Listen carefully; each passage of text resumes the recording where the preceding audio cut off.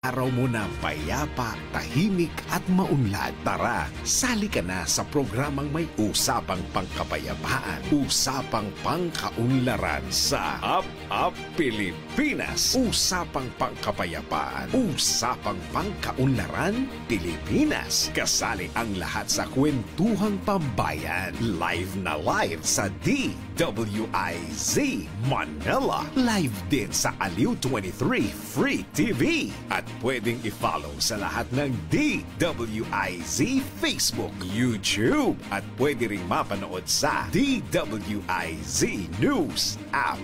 Kasama si retired Brigadier General Jerry Zamudio at ang batikang broadcaster na sina Andy Vital at Emil Carion. Up Pilipinas. Usapang pangkapayapaan. Usapang pangkaunlaran Pilipinas. Tuwing Tuesday to Friday, 7 p.m.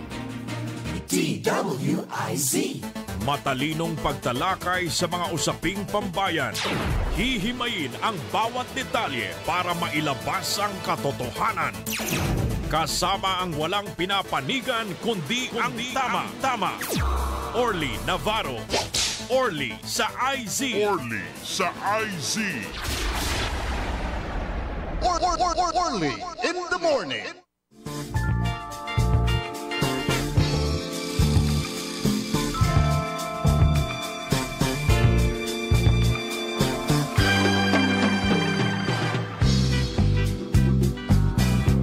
Good morning. Muli makakasama niyo po Liway Manantani Paragire.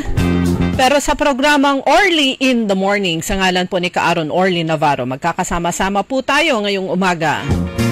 Sa technical, kasama po si Kaaron Eli Garcia at syempre sa labas ng himpilan, kayong lahat na suki ng Orly in the Morning at ng DWIC. Yes po, alam ko maninibago po kayo pero kasama niyo po ang inyong lingkod.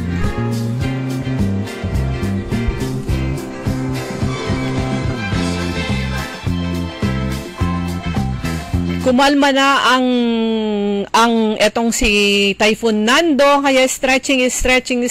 Kailangan medyo malakas po tayo para gawin yung mga dapat nating gawin ngayong araw. Lalo na yung mga lugar na kailangan na nilang maglinis ng loob ng bahay.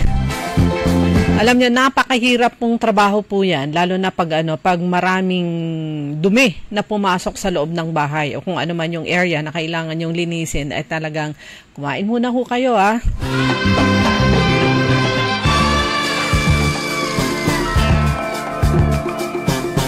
Yun nga po mga kaibigan, ang dami na pong na-declare na mga local government units na nag-declare na walang pasok ngayon. Pasok sa school at yung iba siguro government offices. Pero always pag ganyang may suspension ng trabaho sa mga opisina ng gobyerno, lalo na sa mga local government units, hindi lang sa bayan, hindi lang sa lungsod, kundi ganun din sa lalawigan, ay dapat pumasok yung mga empleyado na ang kanilang opisina ay nasa ilalim ng Disaster Risk Reduction and Management Office. Municipal, city o kaya provincial disaster. Andyan po yung engineering office, health, social welfare office at iba pa. Meron pong yung ilang opisina na under that. Plus syempre sa mga LGU sa mga bayan at lungsod, syempre yung waste management office, public order and safety, naka-duty rin po yan. Yung mga tagalinis na ating mga kalsadahan, nagre-report din po sila. Gaya ng nasabi natin kanina sa Toda Balita, kahit na may baha, andyan pa rin po sila kasi kahit papaano kailangan mabawasan o matanggal yung mga lumulutang na mga basura. Samantala mga kaibigan, yung mga nagpaplanong umakyat ng Baguio for whatever purpose, ay i-check nyo muna, tingnan nyo yung mga information offices ng like for example Baguio City, ng regional office ng DPWH. Dahil like for example dito sa Marcos Highway kahapon ang 22 Lunes. Kumusta na kasi kaya ngayon? Although kahapon meron din may mga landslides, may mga bahagi ng Marcos Highway lalo na dun sa taas sa Tuba. merong landslide, meron yung rockfall, meron pa nga yung nakita po natin na talaga yung kotse, nabagsakan siya ng mga bato-bato. And hopefully, siguro naman nakaalis kaagad, nakalabas ng kanyang kotse, yung driver o kung meron siyang mga pasahero. So yan po yung danger sa pag-akyat ngayon sa Baguio City. Cannon Road, may mga time na binubuksan pero nagkakaroon po dyan ng landslide, rockfall, ganun din sa Marcos Highway. Kung kailangan talaga na kayo umakyat ng Baguio o kayo pumunta sa Benguet, long drive kayo, pwede kayong dumaan sa Nagilian Road. Pero yan po, from Pangasinan, daan kayo ng Rosario, lampasan nyo ang Agoo, di na kayo makakarating ng San Fernando City. Paakyat ng Baguio City na ang daan nyo ay Nagilian Road, dun kayo papasok, kakanan, pag facing San Fernando City. Pagdating ng Bawang, pakanan po kayo, paakyat sa Nagilian Road. Yun ang daan. Medyo mahaba, sabi ko nga, pero so far wala naman tayong nakita na mga advisories na may mga landslide sa Nagilian Road.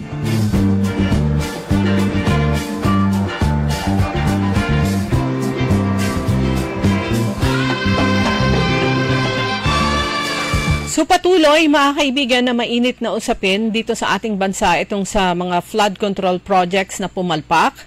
Ito ay ang laking sampal kay Pangulong Ferdinand Marcos na pagkatapos na kanyang ibida yung mga flood control projects ng kanyang administration, kanyang ibinida sa State of the Nation Address. Ayun nga, biglang may dumating na malakas na bagyo dun sa mga areas na may mga flood control projects kasama sa kanyang report, binaha. At ang taas ng tubig baha. Kaya lahat-lahat na po yan tinitignan at meron nga binuo yung commission para mag-imbestiga dito sa mga flood control projects all over, not only in Metro Manila, not only in Luzon, ganun na rin sa ibang bahagi ng Pilipinas.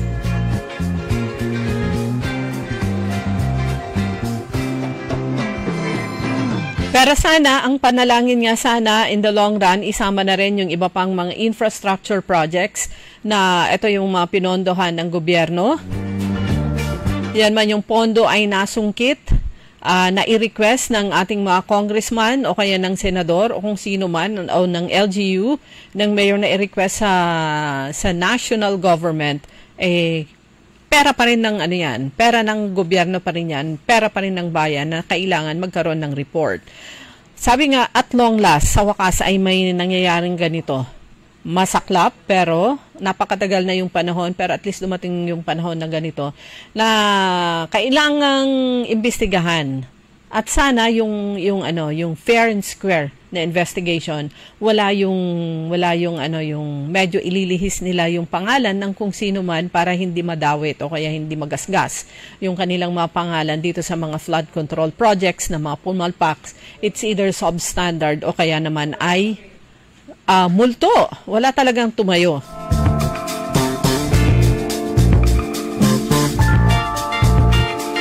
Wala pa akong nakitang mga reports na, although yung sa regional director ng DPWH Region 1, may balitang lumabas na noon na siya ay nagbigay ng kanyang courtesy resignation dahil yan po yung naging panawagan po ng sa taas na yung lalo na nung mailagay bilang Secretary ng DPWH, Department of Public Works and Highways, si Secretary Vince Dizon, ay isa sa mga unang ginawa niya ay yung hiningi niya yung courtesy resignation o kaya iniutos niya yung courtesy resignation ng mga matataas na opisyal ng DPWH hanggang sa, kaya hindi ko nagkakamali, hanggang sa district engineer ba o hanggang sa regional director lang ng DPWH.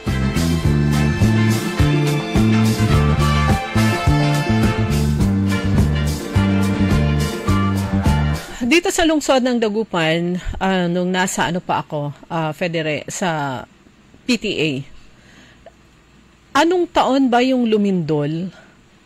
2023 ba? O 2022? Na naapektuhan ang ilang school buildings. Kasama na yung Pagcor Building dyan sa Senior High School ng Dagupan City National High School, Bunuan Bukig National High School. Meron yung ilan sa mga naapektuhan ng mga buildings, mga school buildings. wala pang 5 years yata na naipatayo. Pero magtataka ka, bakit mga bagong buildings yung nagkaroon ng damage o kaya ng crack? Yung sa Pagcor Building dito sa Dagupan City National High School, okay naman na, naibalik na yung kailangang trabaho na kanilang gawin, ay nagawa naman na, kaya naman nagkaklase na sila doon. So, sana yung mga ganitong mga school buildings din, na mga ipinapatayo, ay kailangan tignan na rin. So, ang hoping nga, ang mga Pilipino, hoping tayo na after nitong mga flood control projects ay pumunta naman sa mga iba pang infrastructure projects. Hindi lang ng DPWH, hindi lang ng kung anong ahensya, kundi ganun din ng Department of Education.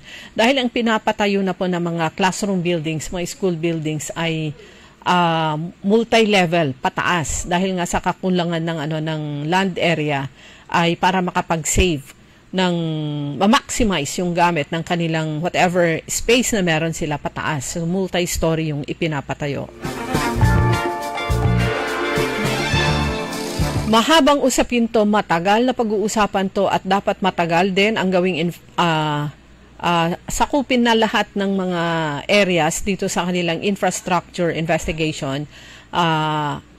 It will take time pero sana maging dire-diretso at sana maging patas, na walang kinikilingan at walang tinitignan para naman kung sino talaga yung ugat nito o kasama sa mga tentacles, kumbaga, maisama yung kanilang mga pangalan. Walang ngayon pa lang ay nilalagyan na nila ng flood control para hindi flooded yung mga pangalan ng mga high officials na nadadawit yung kanilang mga pangalan. Yung baha na yan, walang i-control, walang flood control, kumbaga.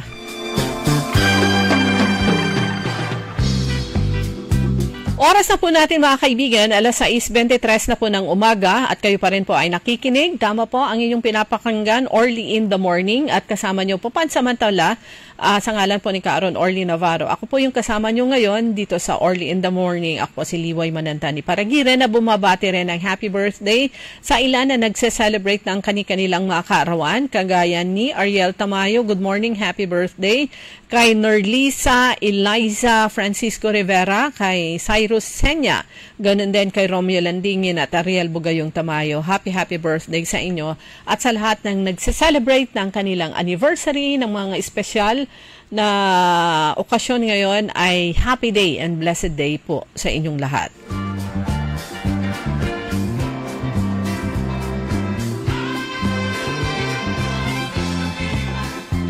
Nagkaroon na po ng anunsyo o kaya salita si Pangulong Ferdinand Marcos Jr. Tama ba? Siya ba yung nagsabi na dapat ang mga local government units, ang mga chief executives, may say din sila at sila mag-go signal kung talaga ba dapat informed sila kung merong mga infra projects sa kanilang mga areas of responsibility at yung completion dapat may say sila doon para malaman na makita nila na completed ba talaga, maganda ba yung pagkakagawa. Patungkol dyan, mamaya magkakaroon po tayo ng ipaparinig ko sa inyo yung bahagi ng aming interview kay Vice Governor Mark de Guzman Lambino. Patungkol dito, plus, pwede na bang i-play? Ayan, ito po yung reaction naman ni Vice Governor Mark de Guzman Lambino patungkol dito.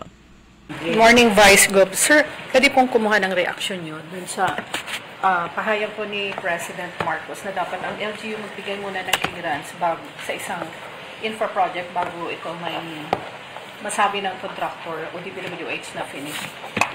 Okay. I think una-una, the statement of the President was taken in context dun sa ilan sa mga sinabi niya as part of his SONA. And then, sa mga susunod na statements niya, kung saan sinasabi na dapat ang lahat ng proyekto ng national government, in particular sa mga infra projects, ay nagkakaroon ng full coordination sa local government units. I think that is the general context of the statement of the President. And then recently, I think it was 2 weeks ago, nasabi niya, una niya nasabi yung tungkol dyan sa dapat ibalik sa local government unit yung, I think, approval ng mga projects bago ma-implement. And then eventually, nag-develop at nag-evolve yung statement sa mga clearances or completions. So, us from the local government units are very grateful to our President na kinikilala po nila muli yung kapangyarihan ng local government unit pagdating sa pag-supervise at pag-monitor ng lahat ng mga ini-implement na proyekto sa kanilang mga hinahawakan o kanilang mga jurisdiction. Whether it is a locally initiated project, a national initiated project, or even a privately initiated project. Dahil nasa local government unit naman po talaga yung administrative responsibility and responsibility para po sa mga proyekto at programa na ini-implement sa kanilang mga nasasakupan na lugar. So we are very grateful and thankful to the President na ay ibabalik muli yung kapangyarihan na yan sa local government units. So, kumbaga, welcome development po. It is. Dahil tayo naman po na nasa LGU, ang nasa ground, alam po natin yung sitwasyon, alam po natin yung pangangailangan ng ating mga kababayan, at kailangan lang po talaga ay yung proper na coordination mula po sa local government units, at iaakyat po natin to sa ating po mga national government agencies, including ang ating mga opisyal sa Kongreso, mga legislators po natin, mga congressmen at senator, dahil sila naman po yung nakaupo dyan sa national. And through them, being the voices of the people, sila po yung gagawa ng pamamaraan sa mga national na ahensya para matugunan or masagutan itong mga concerns sa pangangailangan ng local government units. Okay. So, in line with that, start na ba yung coordination ng provincial government sa different LGUs regarding the... Ayan, naputol. So yan po mga kaibigan, si Vice Governor Mark de Guzman Lambino. Palagay ko yung katuluyan yan mamaya. Hanapin po natin. Pero ang oras na po natin, alas 6:27 na po ng umaga sa Early in the Morning. Babalik po tayo pagkatapos ng ilang paalaala. DWIZ. Sa panahon ngayon, kau ba'y sigurado? Kau ba'y protektado? Ang pamilya ay i-shield mo. Laban sa bakterya, i-shield mo. Laban ng pati virus, i-shield mo. Shield Bath Soap. Inatay sa 99.9% yung bacteria and virus tested. Bilip iray eksperto at Philippine Nurses Association. Sa sakit protektado, i-shield mo. Pamilya protektado, i-shield mo. Shield Bath Soap. Manufactured by ACS Manufacturing Corporation. ISO certified world-class quality. ACS. Time. It is now 6:28. That time check was brought to you by Eternal Crematory Dagupan. Eternal Crematory offers an affordable and convenient way to honor your loved ones. With our modern cremation and columbarium facilities, we follow strict sanitary protocols to ensure the highest standards of care. For more information, visit Eternal Crematory, located inside Eternal Gardens, Dagupan, A.B. Fernandez Avenue, West, Dagupan City. Sumasakit ang katawan, kumikirot pa ang iyong tiyan. Ang mabisang palaban ay Pauliniment. Mabisa ang Pauliniment, may sikap mo extra ingredient. Mabisa ang Pauliniment, at Pauliniment. Pau, pau, pau, pau.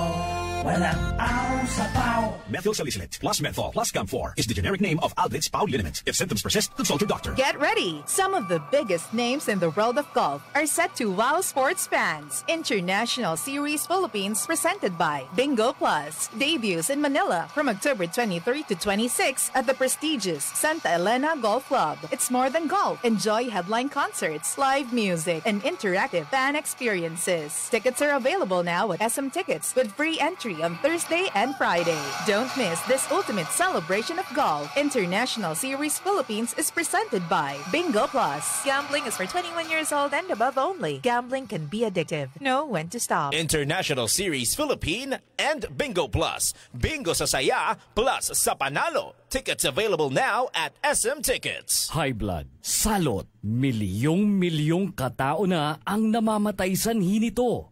Kaibigan, baka ikaw na ang susunod. Ni Mrs. Flor de Lisa Barbosa, ti Rosario, Santiago City.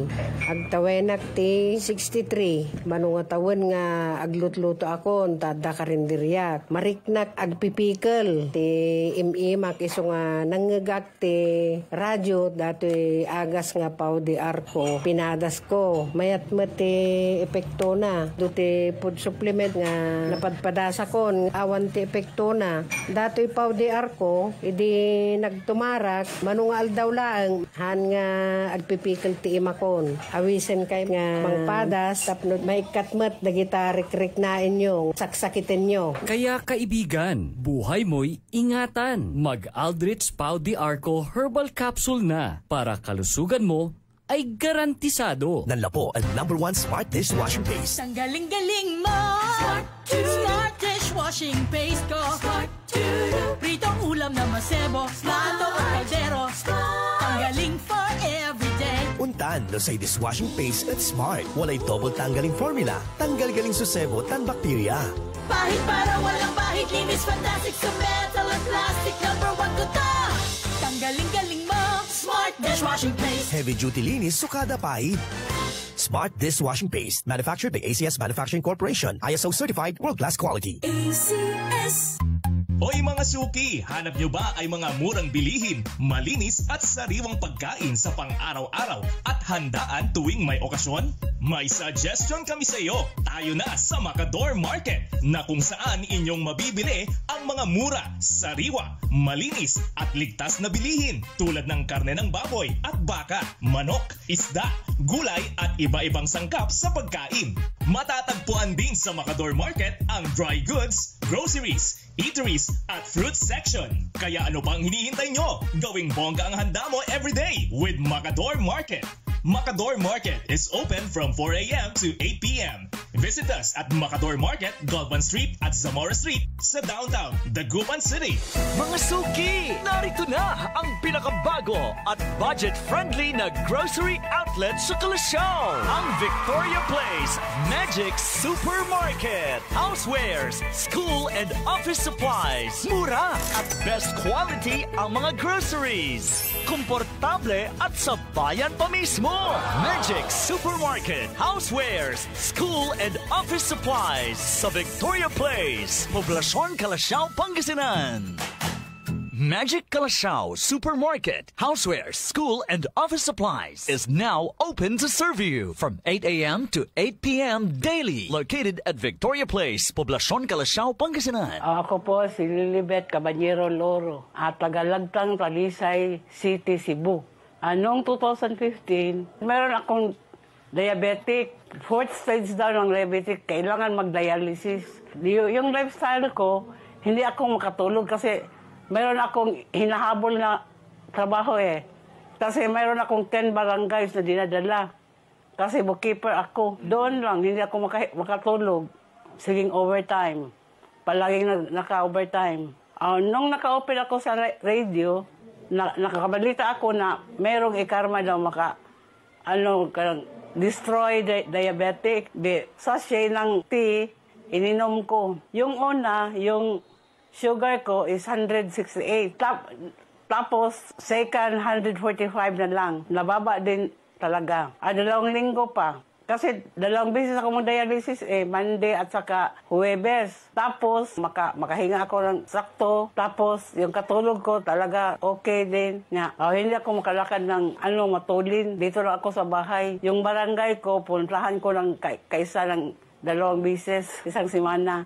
Nung nakatake ako ng ikarma, makalakad akong matulin. Tapos hindi ako mahilo sa pagsakay, pag-commute ng jeepney. Okay na. Nung una, inalayan ako ng husband ko. Okay lang ikarmati. Kasi makabawas naman tayo sa ating mga kinain After taking dialysis, magkuhan ng dugo sa sugar. Nababa yun talaga. Salamat po sa ikarma kasi kung wala pang ikarma, wala akong ma-intake palagi akong dialysis. Mahalagang paalala, ang Ikarma Narati at capsules ay hindi gamot at hindi dapat gamiting panggamot sa anumang uri ng sakit. Para di madaling masira ang ngipin ng pamilya, ngayon pa lang. Unique toothpaste for brushing every after kumain.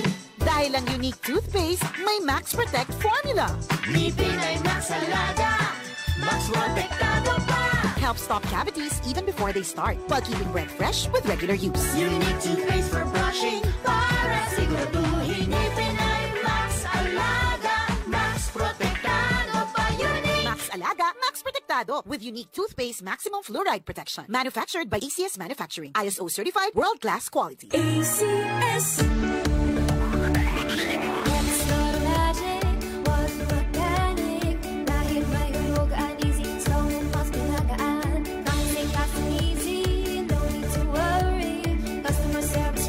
kaya everybody happy. Magaan ang buhay, maganda ang buhay, magaan ang buhay sa Magic Appliance Center.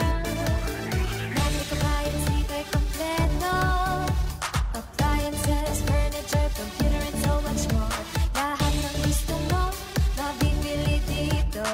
All of these and more, para lang sa inyo. Shopping kay gaan, shopping kay ganda. Magaan ang buhay sa Magic Appliance Center. Magkaandang buhay! DWIZ. Orly in the morning.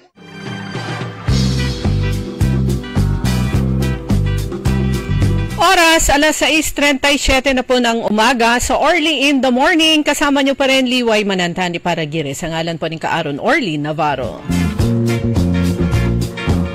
Sa lokal na balita naman po natin mga kaibigan, si Congresswoman Rachel Arenas ng pangatlong distrito ng Pangasinan, kinatawan ng Pilipinas sa AIPA 46 at UNGA 80. Ano nga ba yung mga acronym na yan? So dalawang mahalagang international na pagtitipon ang dinaluhan ni Pangasinan 3rd District Congresswoman Rachel Arenas bilang chairman ng House Committee on Foreign Affairs. Mula September 6 hanggang 12. But tutuloy po natin yan maya-maya ng konti.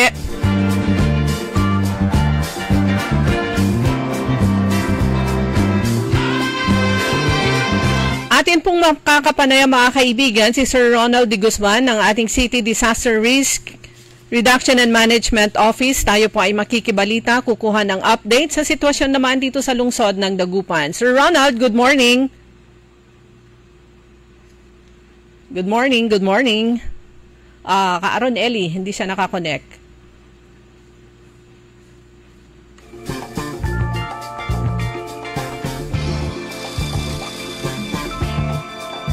Iyan, makakapanayan po natin mga kaibigan si Sir Ronald de Guzman ng City Disaster Risk Reduction and Management Office. Makikibalita po tayo. Kukuha nga po tayo ng update, lagay sa iba't ibang bahagi ng lungsod ng Dagupan dahil alam po natin na marami po ang submerged sa baha. Lalo na yung naging tuloy-tuloy, dire-diretso yung ulan kahapon hanggang kagabi and the other night. Plus, syempre, yung tubig galing sa mga ilog sa Calasiao at saka Santa Barbara. So good morning again, Sir Ronald. So, makikibalita po tayo. Kumusta po yung ilang bahagi po ng Dagupan? Yun nga po. Itong binumonitor po natin ngayon, at yung inatabayan po natin yung tubig na magagaling sa Santa Barbara. Bali, sa ngayon po, as of yesterday, medyo mataas pa rin po yung sinukalan at according din sa kasamaan po natin doon, nakusap natin talaga, papasok pa rin yung tubig sa may Santa Barbara pa rin po. Yes, at kumusta naman po yung perennial po na binabahan ng mga barangay, lalo na po yung malapit dito sa Calasiao? Po, ito po yung talaga apektado yung mga barangay na within the after ng boundary ng Calasiao. So far naman, bali, normal pa rin naman. Also, yung may mga sitio patalan na barangays natin, yung mga nasa gilid ng ilog, ay may tubig na po at passport hanggang knee level. Tapos yung malalim po, ay yung mga sa may part ng Pacayosong, yung sa may patalan, tapos sa may fisheries natin. Meron na po bang, sir, mga nag-evacuate? Yes po, may mga nag-evacuate po tayo sa barangay Palawot na nag-evacuation na po sila sa barangay Magpulga. Tapos yung Grande Astrodome. Meron po kayong bilang po kung ilan po yung so far nasa Astrodome at saka yung sa Maluwid? Ang estimate ko lang sa yesterday, parang 17 packages yung nandoon. Tapos yung sa may Astrodome, mga zero pa. Tapos siya ng 15 liters yung nandoon. So, sir, kumusta po? Alam po natin, ito nga perennial po, Lasip Grande, Pugo Grande, bahagi ng Lasip Chico, and Maluwid. Ito po yung matataas ang tubig. Apo. Baliin po talaga yung talagang natin pa dyan. Kaya mataas na yung tingnan sa Ilogan. Yung mga barangays na to, pababa hanggang dito sa may kasama na yung Pugo area natin, Pacquiao area, Pasig area, hanggang dito sa may Yes, Sir Ronald, so kumusta naman po yung pagbibigay po ng, syempre, yung pagkain, relief packs para dito sa mga, hindi lang dito sa mga nasa evacuation centers, kuno din dun sa mga hindi umalis dun sa kanilang mga lugar?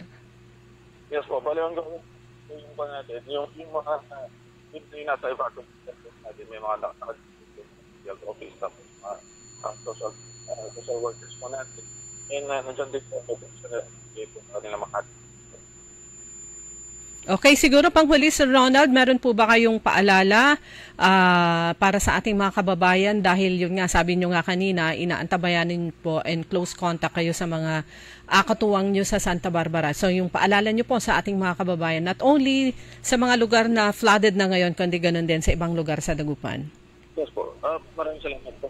Pakiusap na lang po sa mga taga-patinig natin, sa mga viewers po natin, na i-hit natin po yung advice ng NDR na kung pwede ay nurse po muna tayo at huwag mo nang lumapat hanggang hindi kinakailangan. At least, magiging problema po natin ay baka biglang stranded tayo sa daan dahil biglang pagtaas ng tubig. Yun nga po, mataas pa rin po yung tubig natin sa Sinupala River at may mga barangay na rin po na affected sila. At anytime from now siguro, expect natin pa mamaya na po hanggang bukas baka biglang sumaas po yung tubig. And sa mga parents po natin, please lang po, pakibantayan lang po yung ating mga chikiting. Baka bigla po silang tumakas at maglaro sa tubig paha. At saka baka maligo po sila sa ilog, magkayayaan po. Delikado po ngayon ang ating kailugan po, kaya huwag po muna silang kalabatin at pag-monitor po sila. Ganon din po sa mga guardians po ng ating mga senior citizens. Sana po, pakibantay po sila, tsaka huwag mo muna silang palapatin para hindi po sila mahirapan na mag-commute or magnakat or pumunta sa baka mas-standard pa sila sa daan. Okay, maraming salamat po, Sir Ronald. Thank you din po. Ingat po kayo.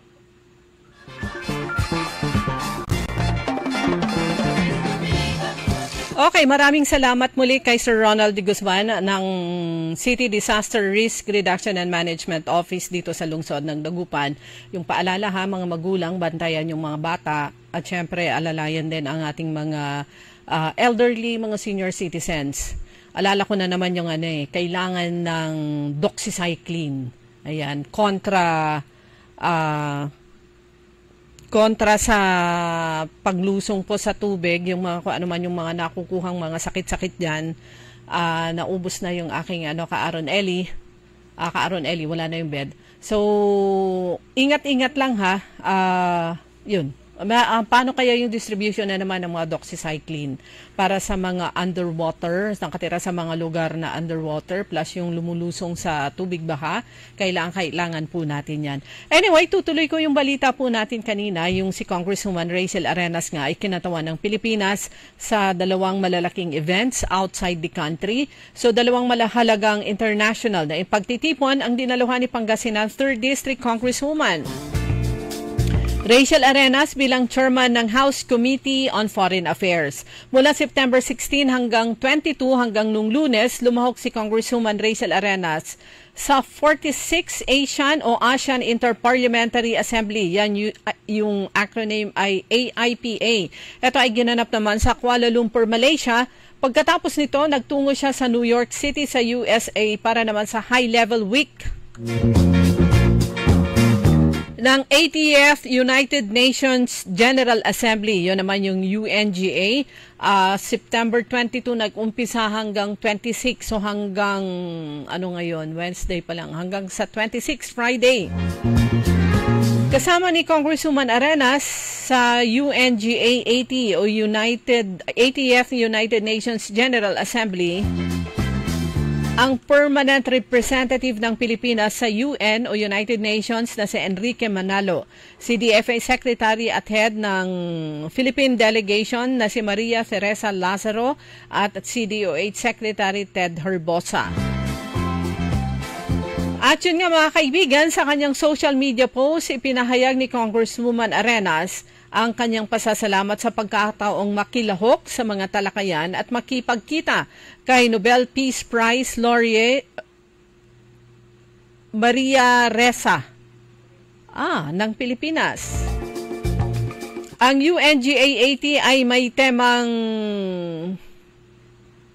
Better Together 80 Years and More for Peace, Development and Human Rights na layong muling pagtibayin ang pandaigdigang kooperasyon at aksyon para sa kapayapaan, kaunlaran at karapatang pantao.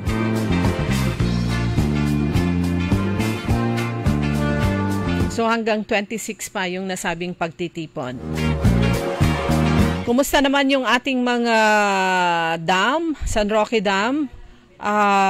Yung palagi po nating sinasabi pag may mga ganyan, 3 dam po yan mula sa Benguet, sa taas.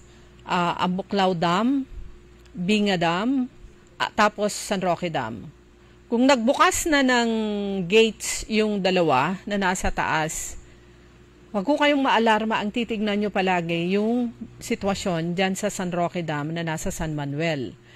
Yung level ng tubig sa dam, spilling level, ayan po, at kung meron silang mga announcement, sa ngayon ay nasa, mababa pa siya, nasa 260 plus meter above sea level, so mataas pa dun sa 272.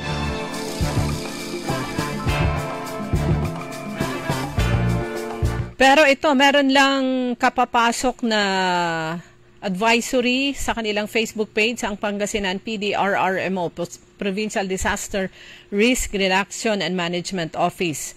Ang sabi dito, tungkol na kay Opong ito, hindi siya Opong.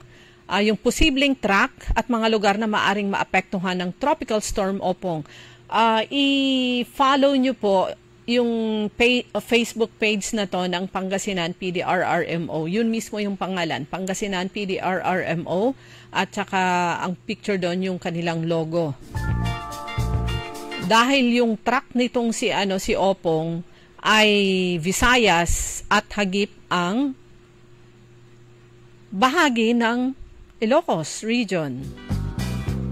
Hagip ang Pangasinan. So yung advisory, yung nakalagay po dito sa post ng Pangasinan PDRRMO, nakalagay po dito, yung posibleng track at mga lugar na maaring maapektuhan ng Tropical Storm Opong. Ganap alas 5 kaninang umaga, September 24, si Opong ay kumikilos pa Kanluran, Timog Kanluran sa bilis na 20 km per hour. Taglay ang lakas ng hangin na 65 km per hour at bugso na umaabot sa 80 km per hour. Inaasahang daraan sa bahagi ng Visayas at Katimugang Luzon sa mga susunod na araw. So nasa orange alert level o alert level bravo yung ilang mga lugar. Kasama ang malakas hanggang matinding ulan, maaring magdulot ng pagba at pagguho ng lupa sa mga lalawigan ng, tingnan po natin to, Visayas, Albay, Bataan, Batangas, Camarines Norte, Camarines Sur, Catanduanes, Cavite, Eastern Samar, Laguna, Marinduque, Metro Manila, Oriental Mindoro, Pampanga, Rizal, Samar, Sorsogon at saka Zambales. Samantala, yellow alert level naman ang ilang mga lugar kasama na ang lalawigan ng Aklan, Antique, Aurora, Benguet, Biliran, Capiz, Cebu, Dinagat Islands, Ifugao, Ilocos Sur, Iloilo, Isabela, La Union, Leyte, Nueva Ecija, Nueva Vizcaya, Palawan, Pangasinan, Quirino, Southern Leyte at saka Tarlac. So dito sa advisory na to, mga lugar sa loob ng 560 kilometer na lawak sa timog ng track ng bagyo. So makakaranas tayo ng hangin hanggang 75 km per hour na maaring magdulot ng bahagyang pinsala, katamtaman hanggang malakas na ulan at maaring magdulot ng pagbaha sa mabababang lugar dun sa mga lalawigan na huling binanggit po natin. At syempre kasama doon Pangasinan, La Union, Ilocos Sur, hindi pa nailagay sa listahan ng Ilocos Norte. Ito naman ay hinango nila sa DILG Codex mula sa DOST Pag-asa itong update na to. potential risk areas for Tropical Storm Opong. So wag tayong magkampante pag wala na yung baha dyan sa inyo, sabihin nyo, okay na. So andyan pa rin, pumasok na si Opong. Magalang si Opong, opo, pero sana huwag siyang mag-stay, sana dumaan lang siya. Pero yun nga, sa track nito ay hagip po ang lalawigan ng Pangasinan at saka La Union. Yung mga katabi natin, Pangasinan, La Union, Zambales. Hindi nakalista ang Benguet. At saka Benguet pala, o mga katabi natin. At Nueva Ecija, Vizcaya, tayong magkakapit-bahay ng mga lalawigan ay hagip nitong si Typhoon Opong.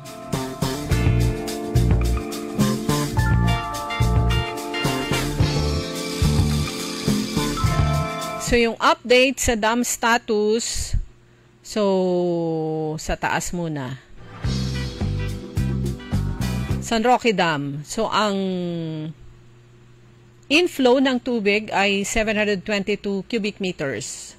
Ang outflow mas mababa, 191 cubic meters. Walang nakabukas na gate. Sarado po lahat yan.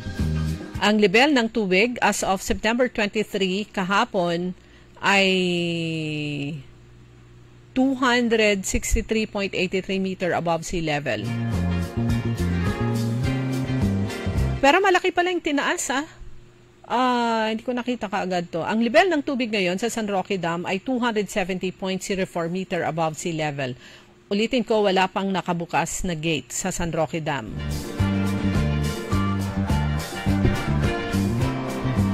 Pero kung tuloy-tuloy yung pag-ulan sa Benguet, ay pwedeng tumaas pa yung level ng tubig sa San Roque Dam. At kung talagang didiretso itong si Opong, na magkukos naman ng diretsong pag-ulan later on, hindi man natin maranasan dito sa ilang bahagi ng Pangasinan, pero kung dire-diretso sa Benguet, bakit binabanggit natin yung Benguet? Kasi dyan manggagaling yung tubig na pupunta sa San Roque Dam, mula sa Binga, mula sa Ambuklao, diretso sa San Roque Dam, plus syempre yung makarating na mga bundok ng San Roque Dam ay diretso doon yung tubig. So ulitin ko lang ulit-ulitin po natin, wala pong nakabukas na gate o sarado lahat ng gates ng spillway ng San Roque Dam. So huwag niyong masyadong titigan at dibdibin yung mga nakalagay na balita na may nakabukas na gates ang Binga at saka ang Buklao. Always, ulitin ko na naman, ulit-ulit ko po yan, ang tingnan nyo palagi na report ay yung San Roque Dam updates.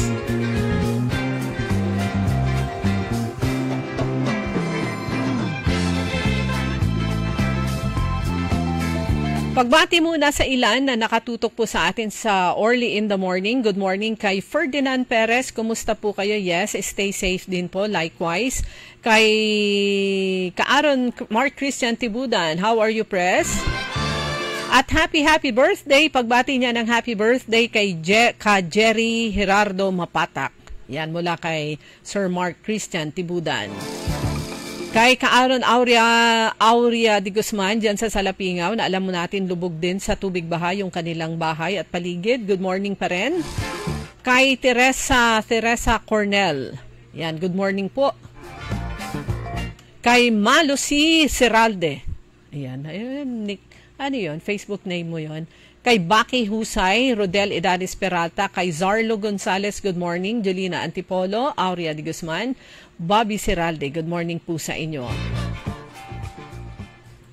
Silip naman po tayo sa mga balitang nasyonal. Ito po, tiniyak po ng Independent Commission for Infrastructure. Ito po ay bagong tatag. Yan po ang tinatawag na ICI. Pag nakakita kayo o nakabasa ng acronym na ICI, ang ibig sabihin po niyan ay Independent Commission for Infrastructure. Tiniyak ng kanilang chairman na si retired Supreme Court Associate Justice Andres Reyes Jr. na no one is above the law. Hindi kagaya yung sinabi ni Senator Bend Erwin Tulfo na mas mataas ang tao sa batas. No one is above the law.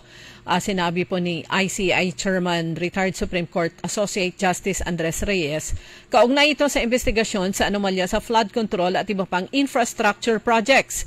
Ayon kay Reyes, honesty is the best policy at ginagawa ang investigasyon para sa Diyos, para sa bansa at sa mahihirap na mamamayang Pilipino o para sa lahat ng Pilipino. Kasabay nito, umapila si Reyes ng tulong ng media na hubaran ng maskara ang isyu ng korupsyon. Other than the mayors, maybe the media can also help us towards discovering the truth, dagdag pa ni Reyes. Nasa ikatlong araw na, bagong-bago pa lang ito si ICI, pero nasa ikatlong araw na sila sa pag-iimbestiga sa anomalya sa flood control projects. Una nang ipinatawag ng ICI o kaya Independent Commission for Infrastructure sina Senate President Tito Soto, Senate Blue Ribbon Committee Chairman Senator Panfilo Lacson, dating Senate Finance Committee Chair Grace Poe at Navotas Representative Toby Tiangco. At ipinatawag din ipinatawag na rin ng ICI or Independent Commission for Infrastructure si dating DPWH Secretary Manuel Bunuan at ating Bulacan Assistant District Engineer Bryce Hernandez kaugnay ng usapin. Samantala, humarap naman kahapon sa pagdidig sina Senator Joel Villanueva at Senator Jingo Estrada kaugnay sa pagkakadawit nila sa maanumalyang flood control projects. Ay dinadawit yung kanilang pangalan nitong si Bryce Hernandez ba o si DE?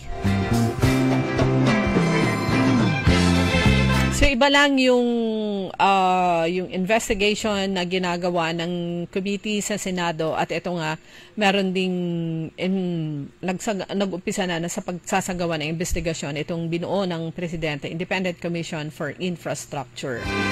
So mas malawak to, hindi lang sa flood control projects kundi infrastructure.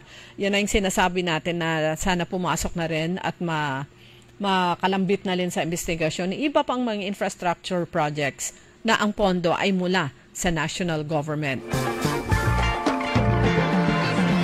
Pero syempre, inuuna nila itong tungkol sa mga flood control projects. Ito yung mainit na usapin. Mainit na usapin.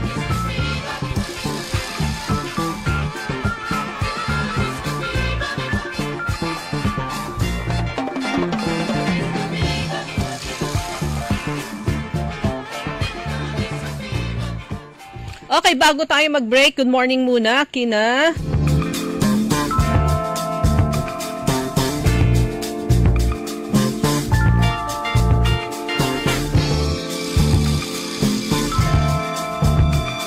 pagmati natin dun sa mga listeners natin dyan sa Isla de Putin. Pero oras na po natin, 6:58 ng umaga. Ano ba yan? Isa pa nga. Ayoko talaga. Can't get the perfect shot, mga idol. Kulang ba minsan ng confidence pag tinitingnan ng skin sa pictures? Nako, ganyan din ako dati. Parang laging dull ang skin. Kahit anong lighting, kahit anong filter, kulang sa kinang. Buti na lang, gumamit ako ng bagong White Rose Papaya. May double whitening ng papaya extracts and vitamin B3. Clinically proven magpaputi in as early as 7 days with regular use. Papaya puti, papaya fast. Mga idol, eto na ang sagot. Available sa mga grocery stores at supermarkets nationwide. Bili na ng White Rose Papaya. Papaya puti, papaya fast. White Rose Papaya with vitamin B. Manufactured by ACS Manufacturing Corporation. ISO certified, world-class quality. ACS. Time. It is now 6:59. That time check was brought to you by Bingo Plus, International Series Philippine, and Bingo Plus. Bingo sa saya, plus sa panalo. Tickets available now at SM Tickets. That time check was brought to you by Cherifer. Tangkad Sagad. Ako si Josefina Maxino, 65 years old, taga Upper Carita. Nung hindi ako nag-take ng Ikarma, palagi akong mahilo. Yung kamay ko tusok, masakit kasi parang may nagtusok-tusok tsaka sa paa. Nang nag-take ako sa Ikarma, 2 linggo, mabuti na ang kalagayan ng katawan ko. yung sugar ko bumaba na. Nawala na yung yung hilo ko at saka yung sa kamay at pa, tusok-tusok yun. Nawala na. Pasalamat ako sa ikarma. Mahalagang paalala, ang ikarma narati at capsules ay hindi gamot at hindi dapat gamiting panggamot sa anumang uri ng sakit. Maulan man, no worries na amoy kulob ang damit. Charm Fabcon, bangong pumakabloom, tanggal amoy kulob sa bango ng Charm. Charm Fabcon with Bloom Fresh technology kills 99.9% of kulob-causing bacteria tested. May aroma burst pa of thousands of flowers and berries. Ang sampay sa loob, no amoy kulob. Bangong kumakabloom sa Charm. Manufactured by ACS Manufacturing Corporation. ISO certified world-class quality. ACS.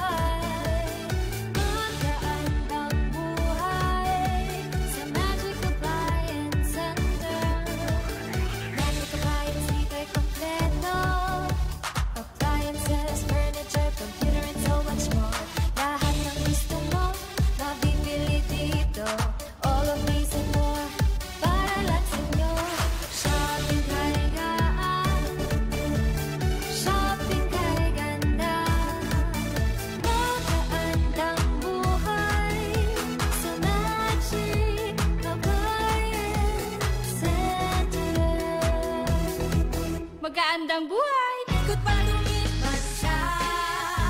Hello, Ride Bar Blue. Isang labanan yan. Ride Bar Blue. Ride Bar Blue with powerful stain-away enzymes. Malupit magtanggal ng dumit mancha pero di masakit sa kamay. Ikot pa lumipas siya. Hello, Ride Bar Blue. Isang labanan yan. As tested ang cotton and polycotton. Sa mancha, malupit. Sa kamay mo, mabait. Ride Bar Blue. Manufactured by ACS Manufacturing Corporation. ISO certified world-class quality. ACS. High blood, salot, milyong-milyong katao na ang namamatay sanhi nito. Kaibigan, baka ikaw na ang susunod. Ni Mrs. Flor de Lisa Barbosa, ti Rosario, Santiago City. Agtawenak ti 63. Manungatawan nga aglutluto ako, tada karinderyak. Mariknak agpipikal. Ti imimak iso nga nanggagak ti radyo, dati agas nga pao di arko. Pinadas ko. Mayat-mat ti epekto na. Duti food supplement nga napadpadasa ko. Awan ti epekto na. Dato'y pao di arko, idi nagtumarak, manungal daw lang, han nga agpipikal ti imakon. Awisen kay nga mangpadas, tapno may katmat, dagita rik-rik na inyo, saksakitin nyo. Kaya kaibigan, buhay mo'y ingatan. Mag-Aldrich Pau di Arco Herbal Capsule na para kalusugan mo ay garantisado. Mga suki, narito na ang pinakabago at budget-friendly na grocery outlet sa Kalasyaw. Ang Victoria Place Magic Supermarket. Housewares, school and office supplies. Mura at best quality ang mga groceries. Komportable at sa bayan pa mismo. Magic Supermarket. Housewares, school and office supplies sa Victoria Place. Poblasyon Kalasyaw, Pangasinan.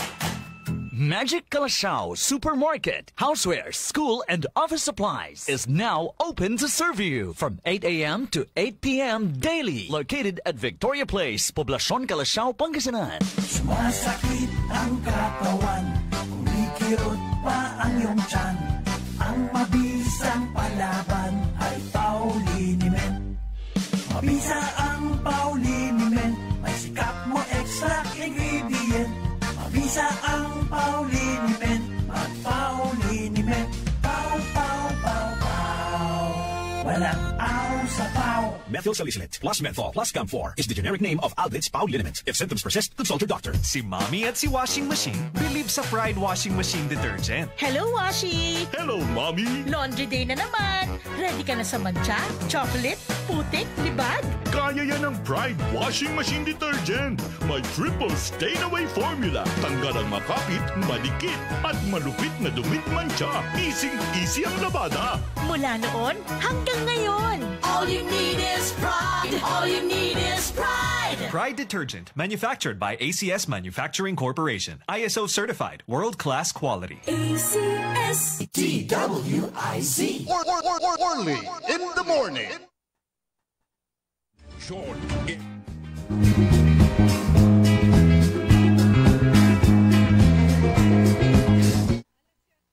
Alas 7 na po ng umaga, alas 7:06 na po ng umaga sa Orly in the morning. Kasama nyo pa rin Liway Mananta ni Paragira. Ito yung binabati ko kanina. Good morning sa lahat ng nasa Isla de Putin, Libsong, Lingayen. Isla na rin po ba talaga ngayon? Sabi niya, kahit medyo baha na po, keep safe buong lalawigan ng Pangasinan.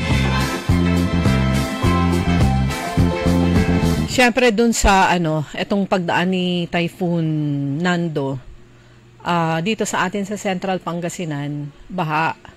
At may ilang lugar din na binaha sa 6th District ng Pangasinan, dun sa Umingan, at saka katabi nitong Balungaw. Sa Western Pangasinan naman, hagupit ng hangin, pero hindi kasing lakas nitong nakaraan kay Emong. Sa ilang bahagi ng La Union, meron mga pagbaha, may mga nabaha na lugar, merong flash flood. Yung tubig naman nila doon ay nanggagaling talaga sa katabi nilang Benguet, kabundukan ng Benguet. Bawang, saan pa ba? Yung San Fernando. San Fernando congested na rin po yan eh.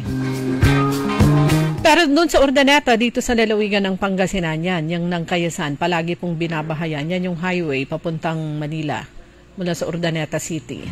Parang walang drainage system doon, no? Kung meron man, saan siya mag-exit? May mga ilog naman na pupuntahan yon.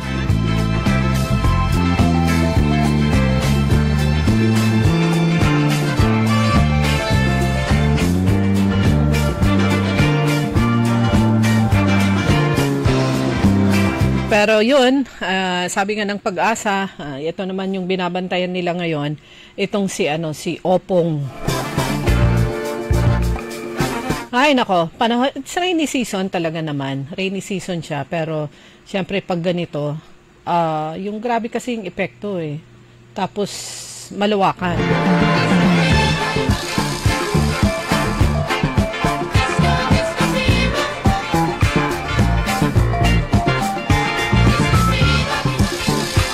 So yung lagay naman ng Sinukalan River, gaya ng panayam natin kanina kay Sir Ronald de Guzman ng City Disaster Risk Reduction and Management Office, on alert po ang MDRRMO ng magkatabi. Santa Barbara at saka Calasiao plus syempre tayo dito sa lungsod ng Dagupan. Dahil kung ano po yung level ng tubig dyan sa Sinukalan River sa Santa Barbara, malaking epekto yan sa katabi nito, not only sa ilang barangay sa Santa Barbara, kundi ganun din sa Calasiao at syempre tayo dito sa lungsod ng Dagupan.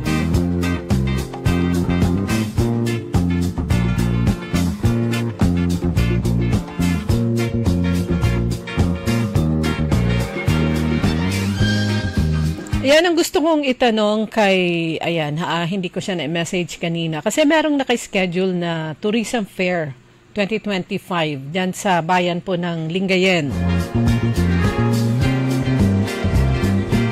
Kaugnay pa rin sa selebrasyon ng buwan ng turismo. So ang Lingayen Tourism Office, meron silang prepare kasama yung ilang mga MSMEs dyan sa Lingayen. So ang exhibitors nila ay nagtitinda ng kakanin, tinapa, bagoong, binuburan, and empanada, tulapo, sukang nipa, chocolate, mga local chocolates to, choco maker, chicken pastil, bilao maker, buri maker, tamales maker, duyan. Meron yung nagtitinda ng coffee, pastries and barbecue, sushi, old furnitures, handicraft items and handicraft accessories, pansit malabon, sundot, kulangot, at meron pang humahabol, sabi ng Ma'am May, Veray Rueda, nung isang araw. So, alamin natin kung matutuloy ba yon.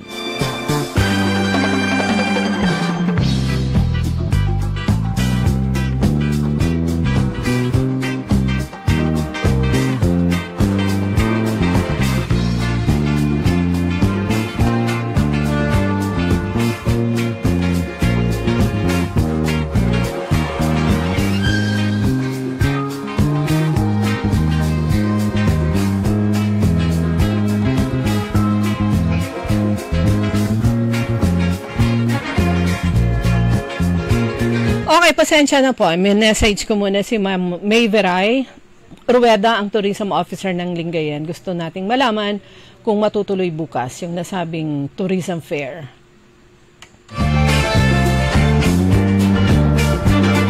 Tourism Fair 25, produkto ng barangay, yaman ng bayan, September 25 to 26 in front of Lingayen Municipal Hall.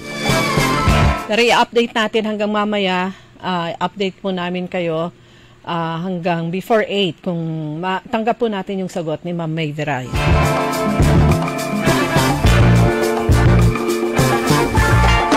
Pero kung tuloy yan, kung katagarian kayo sa Lingayen o kaya pupunta kayo ng Lingayen, ayan, ay suportahan po natin itong mga MSMEs, bumili po ng kanilang mga paninda, sama nyo yung mga kasama nyo. Ayan, may coffee na may kangkanan pa. Ano pa ang hanapin nyo? Meron ng merienda. Pero gaya ng sabi ko nung isang araw, gustong-gusto ko talaga dyan, yung sukang, basi. Yung puro ha, kung bili kayo sa palengke, magtanong kayo, meron ba kayo nung puro? Mas mahal ng konti kesa yung isa, pero yung isa kasi merong chemical na hinahalo. Yung may amputi kulay to yung sukang nipa, hindi basi, sukang nipa, iba po yung kulay nun. Medyo blurry siya, pero habang tumatagal, nagki-clear siya. Nagkaklaro na halos halos parang kulay, parang tubig na yung itsura niya. Pero masarap po yun, masarap na pang sausawan, tapos lagyan nyo ng sili. The best!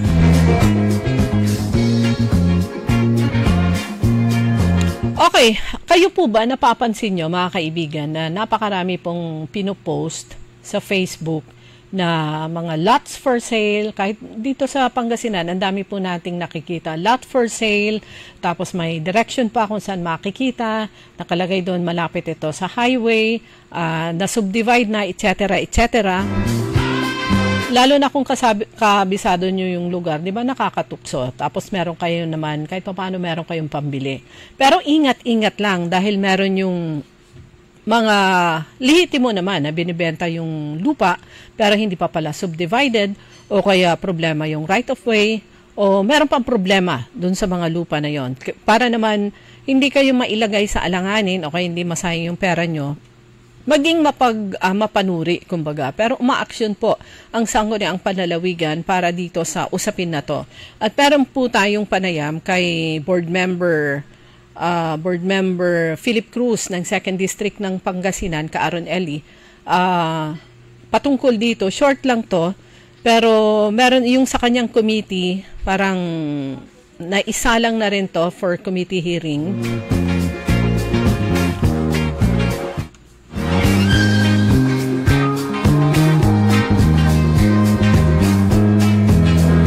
Dahil flooded po kung minsan, hindi ngayon flooded po ang Pangasinan, ilang bahagi ng Pangasinan flooded sa sa tubig baha. Sa Facebook na flooded din po yan. There are times na ang dami pong pinupost na lot for sale sa iba't ibang lugar dito sa ating lalawigan. At meron yung iba talagang gustong-gusto nilang mag-invest sa lupa, kaya naman hanap nila. Pero meron pong paalala ang Provincial Indian Call, provincial government at sangguniang palalawigan, nabanggit na rin yan actually ni Vice Governor Marty Guzman Lambino, Paalala para sa ating mga kababayan na gustong-gustong bumili ng lupa o kaya pag nakakita ng mga announcements na gano'n o yung mga nakapost, natutukso.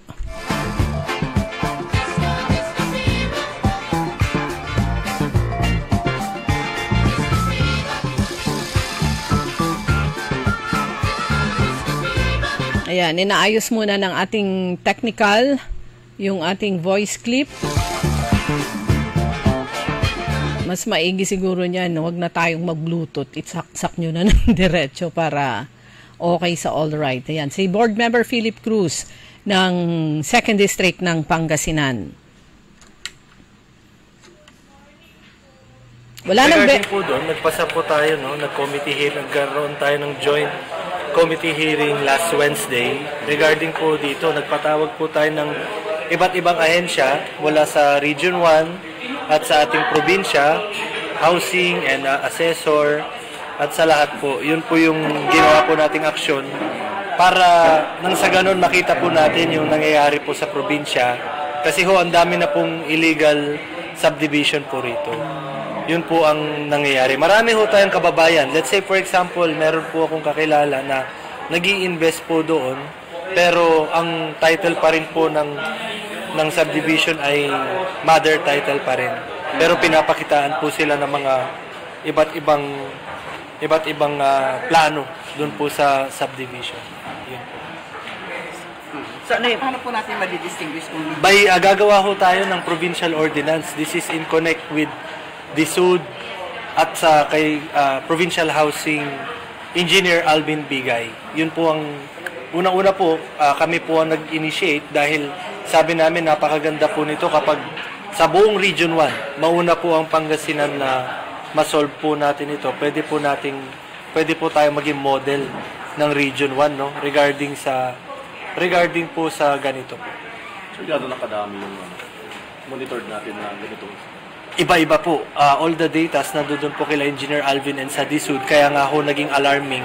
Kaya pinuntahan po nila ako bilang chairman on housing on land use. Pinuntahan na po nila ako to address this matter. Hindi lang ho sa 2nd District, kundi sa iba't ibang district. Mas marami pa ho sa ibang district. Sabi po nila, doon po sa aming committee hearing. And then, ang kagandahan po nito dahil ang ginagalawan ho nating batas yung presidential decree pa po, yung obsolete na po, matagal na po, kaya medyo yung ibang subdivision na developer, mas gusto po nilang magbayad na lang ng 10,000 kesa sumunod sa dapat na certificate ng DSUD. Kasi ang subdivision dapat, when you have 9 partitions pataas, it is considered na dapat po may certificate po sila sa DSUD. Kapag 9 pababa, okay pa po, and lalo na po yung exemption na kapag heirs or pamana mula sa mga lolo, hindi ho kasama yun. So, yun po ang mga po. Mayroon bang role ng sangguniang palalawigan sa mga developer? Actually po, it's mainly on sa mga po natin, agencies na nabanggit ko po. But our role is to regulate. Siguro ho, for example po, ito pong bayan po namin sa mga tram, nag-issue na ho sila na bawal po ang illegal subdivision sa bayan namin at ang action po na gagawin nila is magpapaskill po kung yung subdivision na ba yun may permit na ba para the public may know, so that the public may know kung yung mga gusto mag-invest, alam nilang kompleto po yung papel. Ano ito, ordinansa or ginagawa pa rin po, ordinance po ang gagawin natin. We have our opinions from different agencies, DNR, kung saan-saan pa po, DSUD, LRA, yung Registry of Deeds, ganoon po. So, nag-usap-usap na po kami and hopefully we could come up sa provincial ordinance na to. Lahat po ng board members, authors po.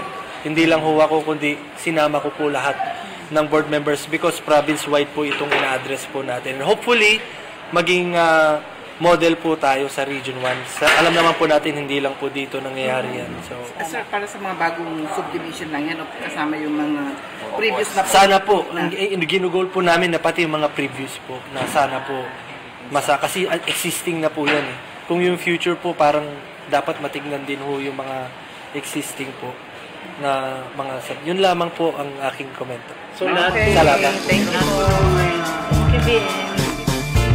Okay, so yan po si Board Member Philip Cruz ng 2nd District. So hindi lang yung sa mga subdivisions na unlulusaran subdivisions, kundi ganun din. Dun sa mga nakikita po natin, mga lot for sale. Yan, yung mga mana-mana hindi pa naman pala subdivided o kaya hindi ganun kadali. Meron yung iba na talaga nabibiktima sila, nakagustuhan nilang makapag-invest sa lupa pero may problema pala.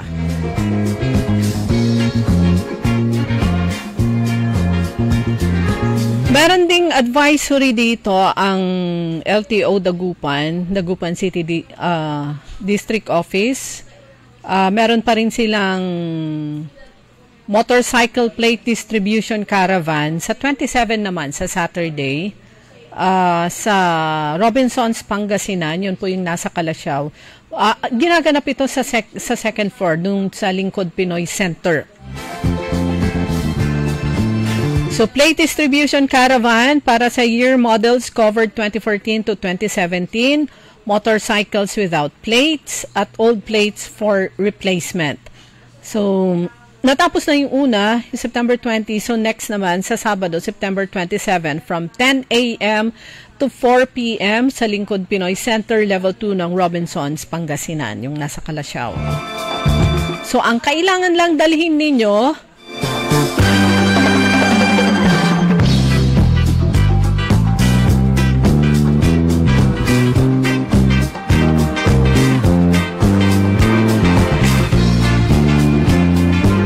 ang kailangan lang dalhin ninyo ay original o kaya photocopy ng inyong OR at saka ORCR. So, libre naman yung plaka. Ang dami na pong pumupunta sa mga caravan. Pero, sabi nga po ni Sir Romel Dawaton, ang District Officer ng LTO Dagupan, pwede rin naman kayong pumunta sa mga district offices ng LTO Dagupan o iba pang LTO district offices. Basta within Region 1, ayan, pwede na nila kayong i-accommodate. So, kung last registered yung inyong motorsiklo ay sa La Union, kunyari, pero andito na kayo sa Pangasinan o kaya nagkataong andito kayo at merong caravan, pwede naman. Huwag lang yung galing sa ibang rehiyon dahil ang i-address muna nila ay yung mga previously nakarehistro dito sa lalawigan ng Pangasinan o kaya dito sa Region 1. Pero yun nga, kung hindi nyo mapuntahan itong mga caravan nila, like for LTO Dagupan, pwede naman kayong pumunta doon sa kanilang opisina, doon sa Bunuan, Binloc. Ayan, sakay po kayo ng jeepney na Bunuan, Binloc. Malalampasan nyo yung Region 1 Medical Center Hospital. O kaya lang baha pa ngayon yung driver's license, anong tawag dito, yung opisina, so office dyan sa may BHF building sa Mayombo, kaya lang baha. Doon na lang kayo pumunta sa sa LTO Dagupan sa Binloc or pwede kayong pumunta sa iba pang mga LTO district offices dito sa lalawigan ng Pangasinan.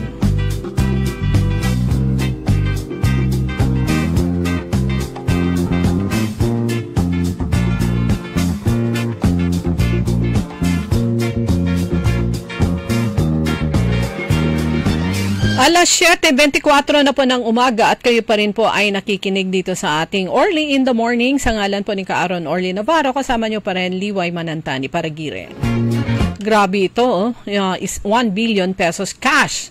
Diniliver ko sa tao ni Zaldico, sabi ni Hernandez. Tingnan nga natin to. Laki.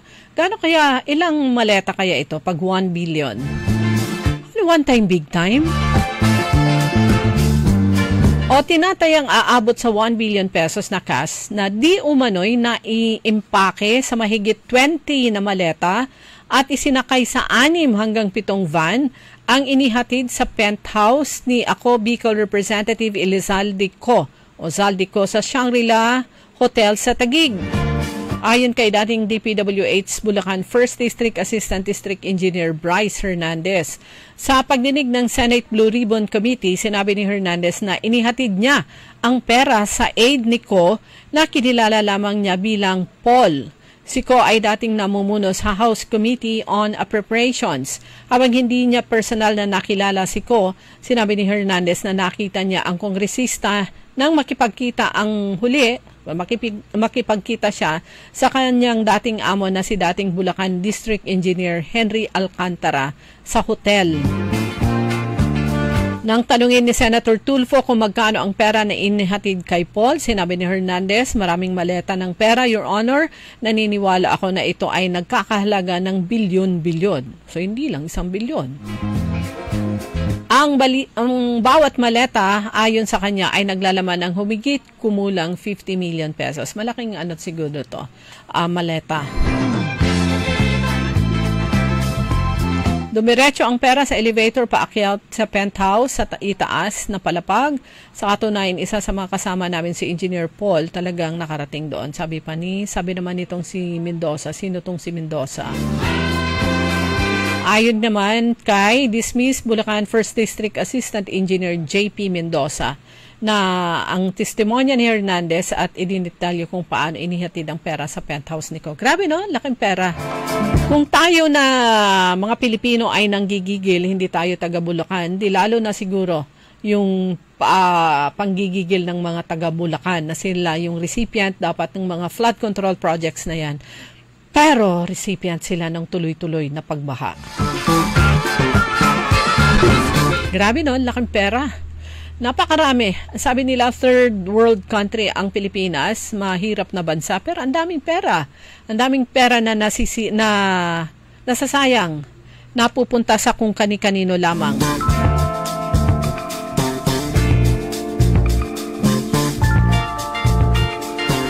Tapos meron pa yung mga government officials na antitigas ng mukha.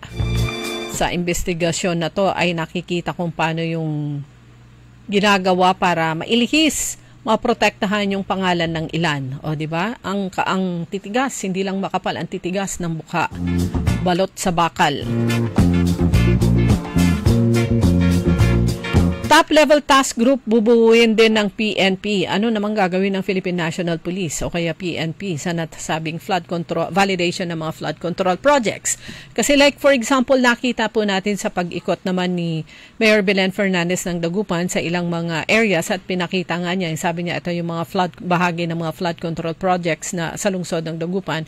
Kasama niya ang bagong hepe. So tingnan nga natin to. Yung question ko nung una ko nakita, anong ganap at anong role ng hepe ng pulis sa ganitong mga usapin. Pero ito po, basahin ko sa inyo itong balita. National News po ito. Plano ng Philippine National Police o kaya ng PNP sa pamamagitan ni Acting Chief Lieutenant General Jose Melencio Nartates Jr.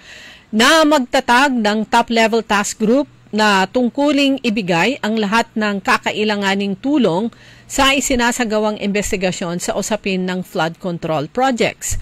Ayon kay Nartates, ito ay tugon sa liham, may sulat, si Public Works Secretary, si DPWH Secretary Vince Dizon, sa pamamagitan ni DILG Secretary John Vic Remulla, humihingi ng police assistance sa pagsasagawa ng validations sa mga flood control projects sa buong bansa.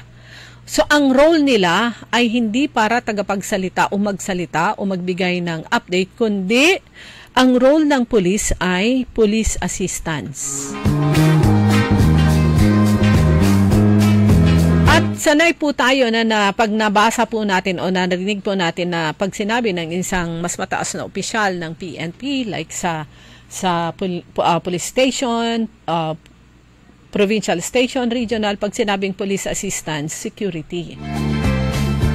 So dagdag pa rito, bagamat hindi pa nila napag-uusapan, ay kinakailangan naman nilang simulan ang hakbang para sa pagtitiyak ng seguridad. So security ang role ng police chief o kaya ng police para sa pagtitiyak ng seguridad sa iba pang tulong na kakailanganin ng DPWH, alinsunod na rin sa layunin ni Pangulong Ferdinand Marcos Jr. na lumabas ang katotohanan at mapanagot ang mga dawit sa usapin.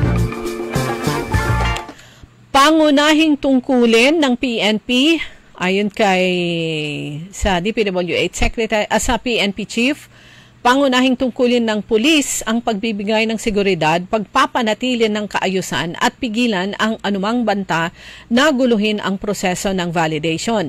Tiniyak naman ni Artatis na hindi maapektuhan o makakaapekto ang karagdagang deployment sa umiiral na trabaho ng PNP sa pagtitiyak ng seguridad at kaayusan sa bansa. Okay, babasahin ko ng buong-buong ito kasi medyo nag-question mark ako nung bakit nagsasalita ang hepe ng PNP tungkol dun sa validation na ginagawa ko yung pag-ikot. Ang role nila ay seguridad o kaya security.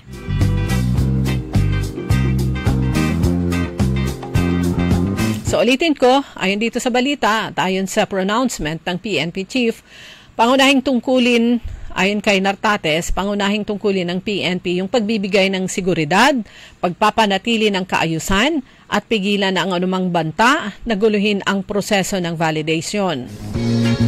Para naman masiguro ang accountability, magkakaroon din ng grupo na tungkuling makipag-ugnayan sa DPWH engineers at mga opisyal nito at bumuo ng sistema ng regular na pagre-report sa DPWH, DILG at saka sa Malacanang. Pinag-aaralan din ang posibilidad na magsusuot ng body-worn suot na kamera sa pagsasagawa ng validation para matiyak ang tiwala ng publiko. Una nang sinabi ni Nartates na bukod sa DPWH validation, handa ring magbigay ng seguridad sa Independent Commission for Infrastructure o ICI at gagawin itong investigasyon. Again, ulitin ko, ayon nga sa PNP chief, ang role ng PNP kapag may umiikot for validation, yan man ay ginagawa ng chief executive o kaya mayor o kung sino man, ay magbigay ng security. Yan, hepe, security. Security ang kanilang gagawin. Hindi mo na kailangang magsalita. Ang role mo doon ay bilang magbibigay ang PNP ng security, seguridad. Siguro na yung mga may balak na guluhin yung validation na ginagawa o yung pagbisita sa mga infra projects, flood control projects ay nabaat na mapigilan yung kung ano man yung kung merong nag-iisip ng masama kontra dun sa mga members ng validating team ay mapigilan po yon. Proteksyon ng members ng validation team. So napakaliwanag po yun yung papel ng PNP o ng police sa pag-ikot sa mga flood control projects o kaya sa mga infra projects sa mga bayan-bayan at mga lungsod o kaya ng probinsya.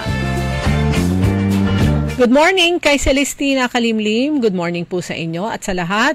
Kay Sofia Mamaril Matias, kay Kuyang Carlito Bandong, magandang umaga po sa inyo. Kay JJ Gamboa at kay sino pa ba? Kay Marife Muñoz, Rebecca Santos, Teresa Cornel, Roland Nawe. Ay, Sir Roland, kumusta? Kumusta dyan sa San Jacinto pa yung sa inyo, no? San Jacinto Manawag. Kay Kaaron Gracielda Matro, good morning. At siya kay Nanay Dading dyan sa may Tabang Dagupan. Good morning po sa inyo. Kay Kaaron Jojo Bauson, Ernesto Mosada, kay Bobby Seralde, Romy Maneklang Zabala, Rafael Acosta Mangalyag, at sa iba pa. At syempre maraming salamat muli kay Sir Peter Fernandez sa binigay niyang uniform namin dito sa DWIC. Maraming salamat po sa inyo. Oras na po, alas 7:34 na po. Mag-break lang tayo sandali. Mamaya pa sa pagbabalik po natin, try kong iparinig po sa inyo yung part ng interview namin nung nagkaroon ng Ranyag Region 1 Creative Tour na kung saan naging bahagi po tayo. Yun yung absent ako ng 5 days. Ayan, sumali talaga. Tinapos ko yung tour sa ilang bahagi ng Pangasinan at saka La Union. Kaugnay naman sa yung Hito Farm. Very popular na to yung Hito Farm dun sa bayan ng Urbistondo. Napakalawak na pala nito at napakarami nilang alagang mga hito. Sa pagbabalik po ng Early in the Morning. Ang balitang ito ay inihatid sa inyo ng Bingo Plus, International Series Philippine and Bingo Plus. Bingo sa saya plus sa panalo. Tickets available now at SM Tickets. Sa panahon ngayon, Cowboy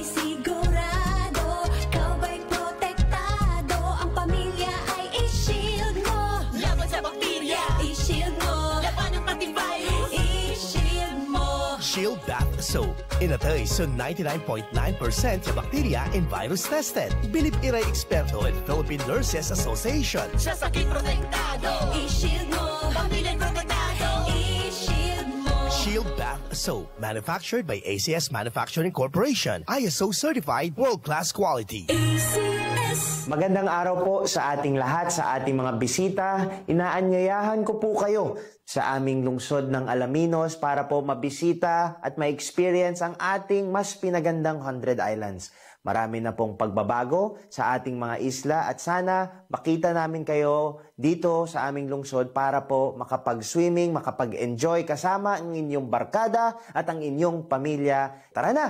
Dito sa Alaminos City para sa ating 100 Islands. Ang patuloy na pagpapaganda sa 100 Islands National Park at lungsod ng Alaminos ay pinangungunahan ni Mayor Art Brian Celeste. Ako po ay isang retired DSWD Breaker Service. Nagtuturo po ako 8 o'clock in the morning to 4 o'clock in the afternoon po sa 40 preschoolers na malilikot po. Isang araw, wala na akong sigla dahil na naramdaman ko na ako ay nanghihina kung minsan.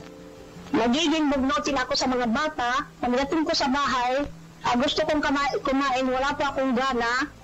At saka, hindi po ako makabawas ng tama. Kaya sumasakit po lahat ang mga balangibag ko at marami pang ibang nararamdaman po.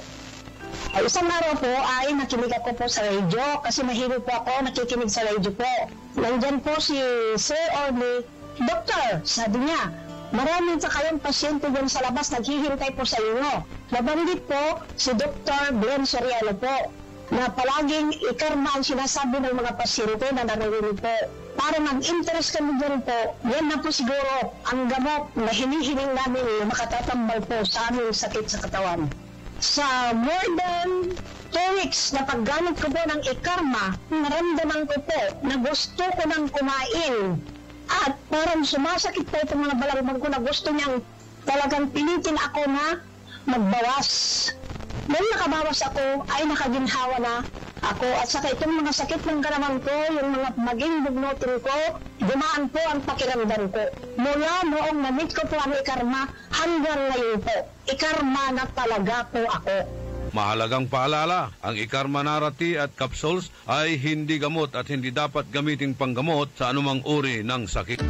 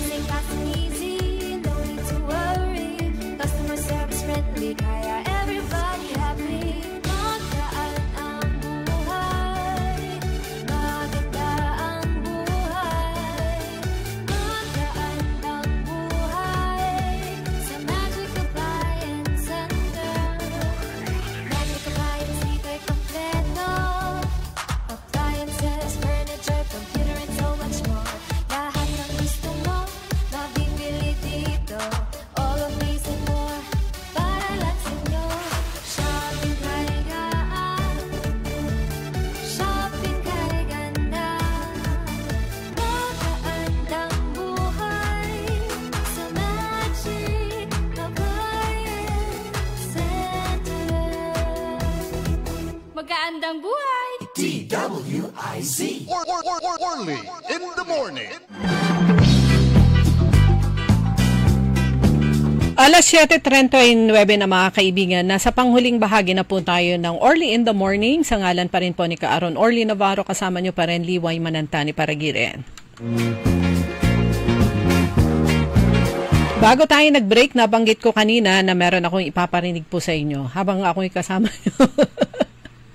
Dito sa Orly in the Morning, marami akong ipaparinig sa inyo. Ito yung mga voice clips, mga interviews. Kamailan kasi yun nga, nakasama ako dun sa Ranyag Ranyag Region 1 Creative Tour.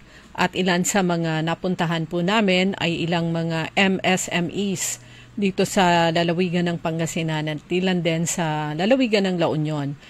First day, pumunta kami sa Casa Amarillo, dun sa Rosales. Ito po ay isang restaurant. Meron na rin silang ilang rooms. Pero marami silang mga halaman, marami silang mga puno. Ito po yung, alam nyo yung daan papunta from lampas po ng SM City Rosales, lampas po niyan. And then yung kalsada papasok sa T-Plex. Ayan, malapit po doon, doon sa T-Plex. So kumbaga nag-impisa sa passion nilang magtanim ng maraming mga puno, tapos naisipan nilang, why not gawin itong parang mini forest garden, lagyan ng restaurant, meron siyang artwork gallery at saka hanggang naging full-blown na isang negosyo, kumaga gusto nilang ibahagi sa ibang tao kung ano man yung meron sila.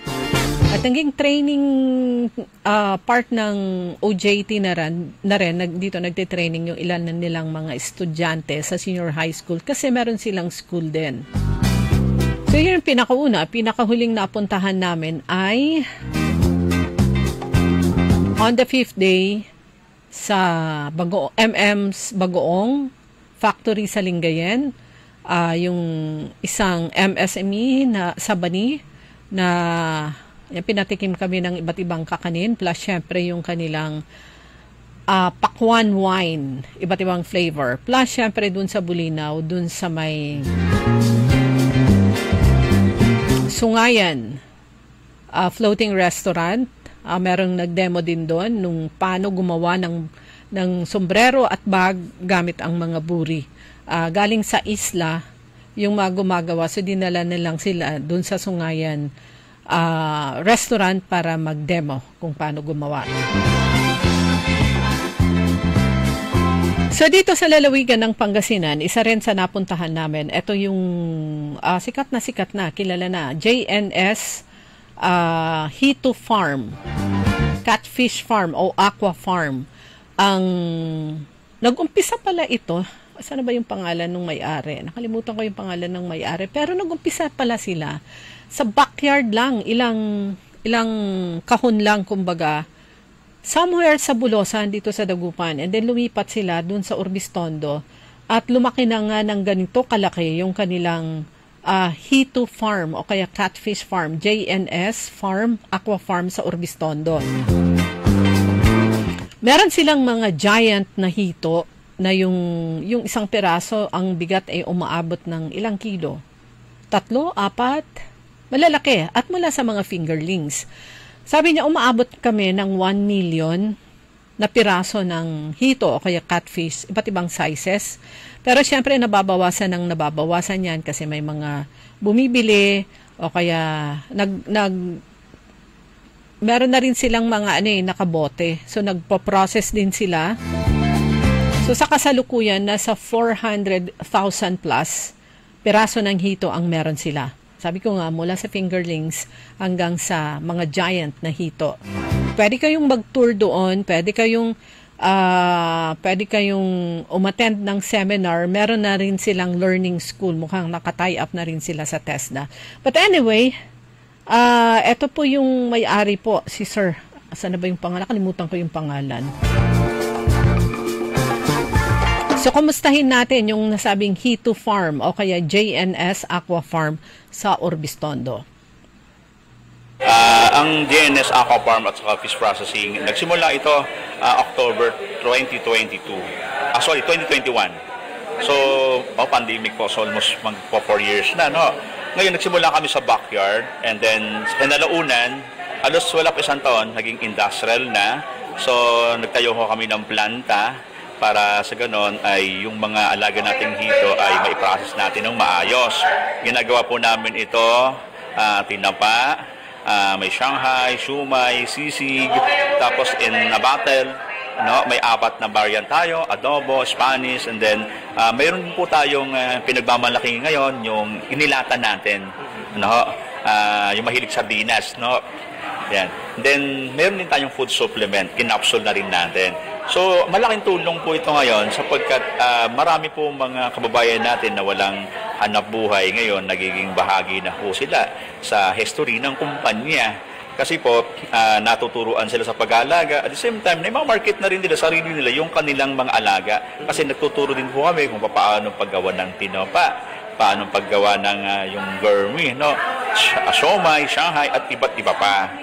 bilang national president ng Catfish na na-organize ng BIFAR, so karangalan, katungkulan ko din na ibahagi yung mga kaalaman para sa ganon, matuto rin yung mga kababayan natin sa mga gusto mag-alaga ng hito at magtayo ng ganitong kumbaga pasilidad. At malaking tulong po ito ngayon sa bansa natin dahil nakakapag-create ito ng mga hanap buhay. At nakilala po ang aming bayan dito sa bayan ng Orbis Tondo bilang nagawang first-class municipality na ngayon. At isa rin ito sa ipinagmamalaki ng produkto ngayon ng probinsya ng Pangasinan. Kumbaga, karangalan po namin ng ating probinsya na naisama tayo sa international market noong nakaraang buwan. Opo, ngayon sa kasalukuyan, napakaraming mga bansa na interesado. Yung mga iba nakapasal na sa atin, like yung mga 5 bansa sa Africa, last ng Thailand. So, mga LGU, nakaraang buwan ay LGU ng Alaminos City at marami pa. Sir, bakit catfish? Okay, ang catfish ang pinili namin sapagkat ito ay madaling alagaan, matibay siya at mabilis lumaki. At marami kang makukuhang laman.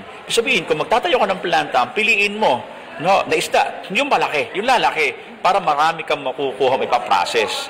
Di ba? Dahil kahit kunti lang po yung alaga mo, marami kang mapuproduce. Kasi lalaki. Yung pinakamalaki nga, nakita nyo yan, aabot ng 5 kilo ang isa. Masarap yung gawing sisig. Yan. So, yung ganung size mo, ilang buwan na yun? Pagka nilagay mo yan sa lupa, mabilis. Dahil sa tayo po kasi, pinapakain natin natural food, saka nasa concrete tank natin, pagka mga ganong kilo, yung mga 5 kilos, aabot na ng mga 4 years yan sa concrete, honestly. Pero kung sa earth pan yan, mga 2 taon. Yan. So, bakit ito po ang napili po namin ay isa pa, marami itong mga benepisyong pangkalusugan. Oo, mataas ang calcium niya, yung protina, yung paganda po ito sa mga muscle natin, at mababa ang calorie. Sabi ko sa inyo kanina, nakakapagpabata, nakakapagpa-sexy pa. Opo, low calorie so siya, napakarami at masarap. Di ba? So ginawa natin, masarap kasi po ang ipinapakain natin natural foods. Ang hito po kasi ay omnivorous. Kumakain sila ng mga commercial feeds, Opo, kumakain din po sila ng supplemental. Yung mga tinapay, yan. Minsan din po, di maiwasan yung iba, nagpapakain po sila ng bitukan ng manok na tiyakin lang nila na malinis. Mas maganda galing sa dressing plant. At higit sa lahat, kumakain sila ng natural foods, yung mga halaman. Tulad kanina, naipakita namin sa inyo, pinapakain namin ng Chinese kangkong, yung carrots, yung pinagbalatan ng carrots, kalabasa, at saka yung repolyo. Piliin lang nila yung mga mataas sa protina, papakain. Pagka sila nagpakain ng natural foods, apakaganda po kasi yung mga bibili, yung mga mag-uulam, marami mga vitamins and minerals din po na makukuha. So, inaanyayahan ko din po yung mga nag-aalaga ng hito na ugaliing ipakain nila yung natural foods na. Para sa ganon, mawala na sa isipan ng tao na ang hito ay marumi. Diba? Dapat malinis, diba? Isa rin po yan, bakit kami nagtayo ng planta, nakita nyo naman, yung facility natin, gusto natin kasi malinis. Ibig sabihin, doon pa lang sa pagkukulture natin, malinis na, pag-process, malinis na. So, yun yung pinag-aanyaya natin sa mga nais mag-alaga nito na gawin natin malinis yung pag-aalaga. Para sa ganon, ay manumbalik yung dati na kasiglahan ng industry ng hito na napakarami nag-uulam. Di ba yung native noon, di ba? Kinukuha lang sa bukid yun eh. Siyempre, alam nyo, kinakain ito, mga natural. So, ganawa namin, binalik namin. So, inayos namin, pinapakain namin ng natural foods, kaya mas masustansya, malasa, masarap, at higit sa lahat, abot kayang bilhin. Di ba? So ngayon, ang market natin po, kinakapos tayo ng supply, honestly. Kasi po, napakaraming bansa na gusto mong tangkilikin itong ating produkto. Locally, kulang po tayo ng supply. Kasi ay nabalitaan na nila na masarap ang sisig dito, tinapanahito, yan. And then yung nakabote na pa natin, yung Spanish, lalo yung adobo. Okay, so ito po ngayon yung nasasabi ko na magiging sisikat, makikilala. Pangalawa sa bangos, kasi hindi natin pwedeng unahin. Kasi pagkat ang bangos, aglay po natin po. Tayong pambansang, di ba? Bangus di ba? Bangus capital of the world, So, pangalawa tayo. Ang sabi ng BIFAR, gagawin nating second priority ang hito. Di ba? So, abangan natin. By next year po, magagawa na po namin yung Congress. Kasi nagkaroon kami ng Catfish Dialogue 1. Para sa ganon, mabudgetan na ng government. Maisama na ito sa priority. Okay? Kaya napakaganda. Okay, sila po yung may-ari ng JNS Catfish Complex Aqua Farm dyan sa Urbistondo. Ang dami po talaga, gaya ng sabi ko kanina, nakita nga po namin iba't ibang sizes mula sa fingerlings hanggang sa giant na abot wala ng 5 kilos yung isa, yung pinakamalaki. Lalaki ng bunganga. At saka nakita rin po namin yung pinapakain nila. Kung pinapakain nila, meron yung feeds at meron din yung gulay. I-etcha nila. At nalilinisan po. So, sabi niya, para maging malinis yung hito, kailangan din yung nililinisan din yung mga, yung kulungan nila. Yung pangalan dito, yung pond. At base na rin sa mga nakikita natin, di ba? Sa mga Facebook, may mga tutorial po dyan. Sa YouTube, may mga tutorial. Pero sama po yung sabi niya, talagang ang dami na pong pumapasok sa pagpapalaki ng hito.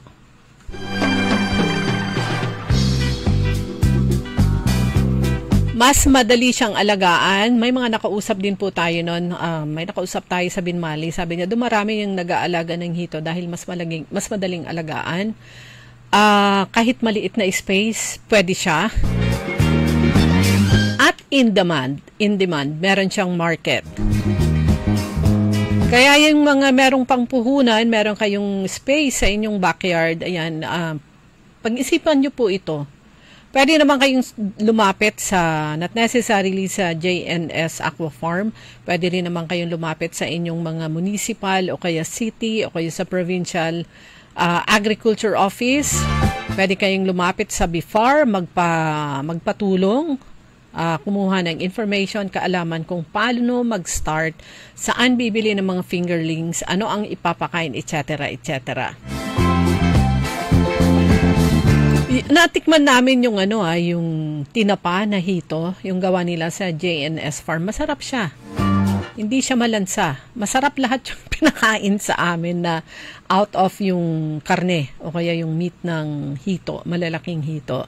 At saka iba't ibang stages yung pinakita sa amin. Napakaraming mga concrete pond mula sa maliliit, fingerling, syempre yung pinapakain nilang mga feeds, maliliit din.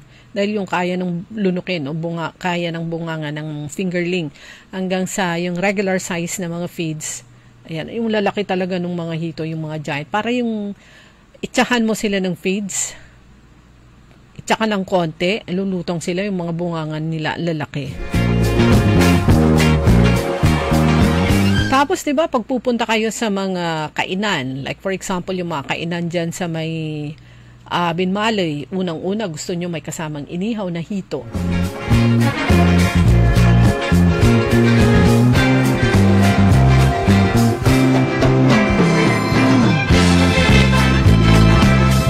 Ang dami kong, gustong ikwento sa inyo sa pamamagitan nitong early in the morning habang tayo po ay pansamantalang nakaupo. Sa mga susunod, meron din kaming pinuntahan dun sa Ranyag Region 1 Creative Tour. Ito po ay organized, spearheaded by Department of Tourism Region 1 at katuwang nila ang DTI Region 1. Good morning kay Assistant Regional Director Ma'am Natalie Dalaten, kang current Provincial Director ng DTI Pangasinan. Yung sa Dimsu sa ba yung pinuntahan namin? Somewhere in La Union. Ayan, grabe yung aking memory, no? Pinakita nila yung pag-aalaga ng silkworm from worm to silk to tela. Processing, weaving hanggang sa maging tela. High value na na tela. Sa mga susunod, kukwento ko po sa inyo. At alam nyo ba yung silkworm?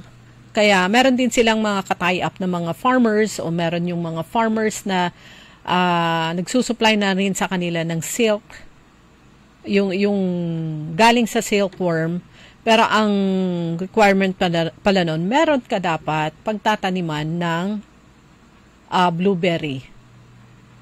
Dahil blueberry ba o mulberry? dahil yung ipapakain mo ay galing doon.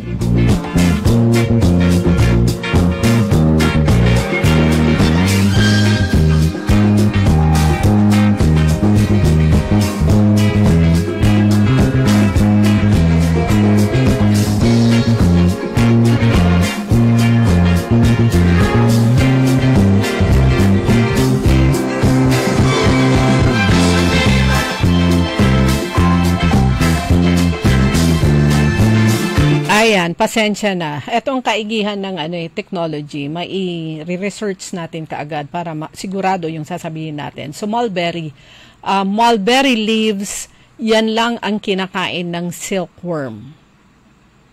Para siya ay lumaki at mag-produce ng linat, yung silk. Yan yung hina-harvest at ginagawang sinulid. So kailangan kaya maswerte yung mga yung mga naka-tie up sa nasabing MMS Dimsu School diyan sa bahagi ng La Union dahil parang every now and then nag-harvest sila nung cocoon. Yung cocoon nung silkworm, yun ang kinukuha yan at ginagawang sinulid. Yung linat niya, ayan, magiging sinulid. At hindi lang siya single, parang 2 beses yata na pagsasamahin yung sinulid para mas maging sturdy, mas matibay. But syempre, more on that sa mga susunod na araw. Not only siguro dito sa Early in the Morning, kundi ganun din sa Todo Balita.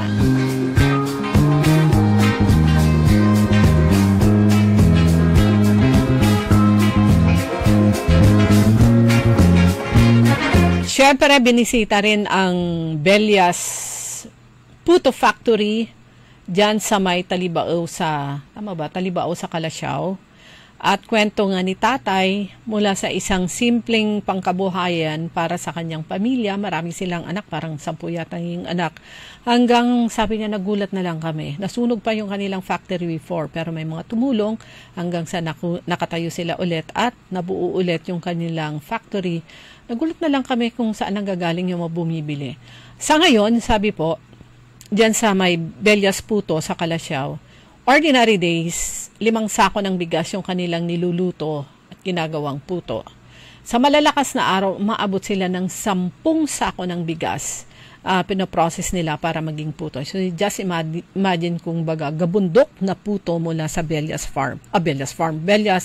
Puto Calasiao. But more on that sa mga susunod na araw. Pagbati pa rin natin ng good morning kay J.R. Mamaril, kay Oscar Dolormente, kay Dumayas Benedict, makulimlim, maulan, bahang umaga, Madam Liway, Kanto Talanti. Meron pa kayang tubig dito sa bandang harapan ng bedbox. Kanina lumusong na kami sa tubig baha ni Kaaron Susan. Renato Havillanos, good morning din po sa inyo.